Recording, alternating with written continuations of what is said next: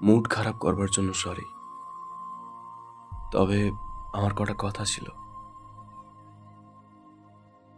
আমার বিগত কয়েকদিনের ব্যবহারের জন্য সত্যি কোনো ক্ষমা হয় না, আমি জানি। তবু যদি ক্ষমা করা যায় তবে ভালো হয়। যেহেতু এই সব কিছুর শুরুতেই আমি, তাই শেষ করবার দায়িত্বটাও আমার। এতদিন ধরে রাগের মাথায় জ্ঞানে অজ্ঞানে অনেক কিছুই বলে ফেলেছি তোমায়। হ্যাঁ, সেগুলো আমারই দোষ। আমাকে বিভীষিকা জ্ঞান করবার কোনো দরকার নেই। হ্যাঁ, মানছি সময়ে অসময়ে আমি মাত্রাধিক হিংস্র হয়ে গিয়েছিলাম। তবে এটুকু বলে রাখছি, দরকারে ডাকলে অবশ্যই আসবো।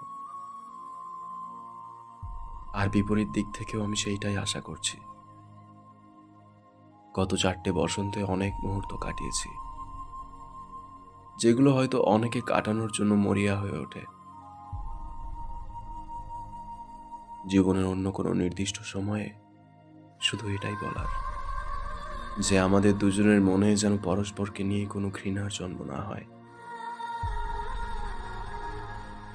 সম্পর্কটা ভাঙবার পেছনে পুরোটা আমার দোষ ছিল, এও মেনে নিলাম।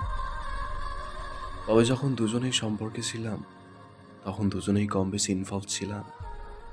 সেই সম্পর্কের খাতিরেই আমি বলছি, আমার তরফ থেকে কোনো দিনও কোনো রকম কটূক্তি বা অপমানের শিকার তুমি হবে না, তোমায় হতে হবে না। আমাকে অন্য পুরুষের সাথে গুলিয়ে ফেলো না। নিজের ডিভোর্সি বউকে অ্যাসিড আমি ছুড়ব না।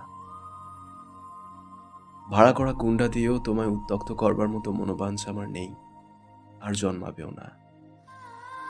তবে এইটুকু অনুরোধ করব, তোমার যে কোনো বিপদে যেন ডাক পাই। তোমাকে সাহায্য করতে পেরে হয়তো নিজেকে কিছুটা সান্ত্বনা দেওয়া যাবে। আচ্ছা, ডিভোর্স হয়ে যাওয়ার পরে আমি যদি দেখা করতে চাই, দেখা করবে? আমি কথা দিচ্ছি, আমি ফিরে আসার কথা একবারও বলবো না। তোমাকে ওই আকাঙ্ক্ষিত উজ্জ্বল আলো থেকে আর টেনে হিঁচড়ে নিয়ে আসবো না, সেই পুরনো অন্ধকারে।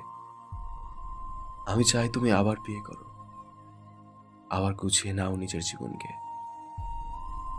আচ্ছা, এই মেসেজটারও কি আর কোনো রিপ্লাই আসবে না? সেই কি কোর্টেই কথা হবে? আগের দিনও তো তুমি ঠিক করে কোনো কথা বললে না কোর্টে। তোমার উকিল আর তোমার বাবা আমায় কথা বলার সুযোগটুকুও দিলেন না।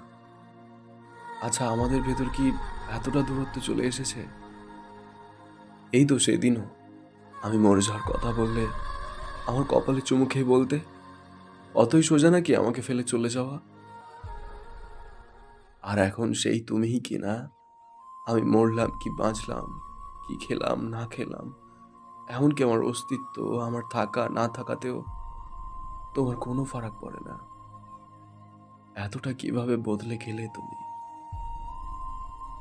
আমি জানি আমাদের ডিভোর্সটা এবার সত্যিই হয়ে যাবে। তুমি আমাকে আর আমি তোমাকে প্রাক্তন বলবো। কিন্তু তবু শেষ চেষ্টা করে যাচ্ছি তোমাকে ফিরিয়ে আনার জন্য। কারণ তুমি বলেছিলে, শেষ বেলায় বেহায়া না হলে ভালোবাসলাম কই।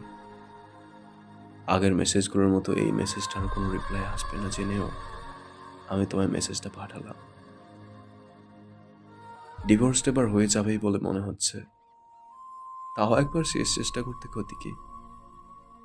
তুমি না প্রাক্তনের তকমাটা ইচ্ছে করে নিজের গায়ে মেখে নিচ্ছ, আর যতটা না নিজের গায়ে মাখছ তার থেকে বেশি মাখিয়ে দিচ্ছ আমার গায়ে।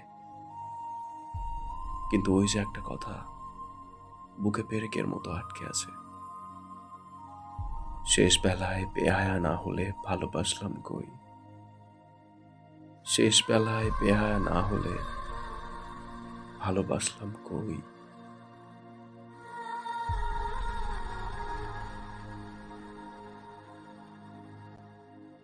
কেমন লেগেছে কমেন্ট করে জানিও আমাকে। এই দারুণ লেখাটা অনেকদিন আগের লেখা। এটা লিখেছেন সৌমভা পাল। আর এটা আমি অনেক দিন আগে গৌরব তপাদার চ্যানেল থেকে শুনি, এবং সেখান থেকে আমি প্রচুর ইন্সপায়ার্ড হই এই লেখাটার প্রতি। এই লেখাটা আমার প্রচুর ভালো লেগেছে, এবং গৌরবদা যা করে এটা পড়েছে, তোমরা ওনার চ্যানেল থেকেও দেখে আসতে পারো এটা। দারুণ লাগবে। আমি আমার আগের চ্যানেলেও এটা পড়েছিলাম। তো আগের চ্যানেলটা তো নেই, আর আমি সবকিছু ডিলিট করেও দিয়েছিলাম। তাই আবার পড়লাম। তোমরা জানিও আমাকে কেমন লেগেছে। আর ভালো থেকো, সুস্থ থেকো। Thank you.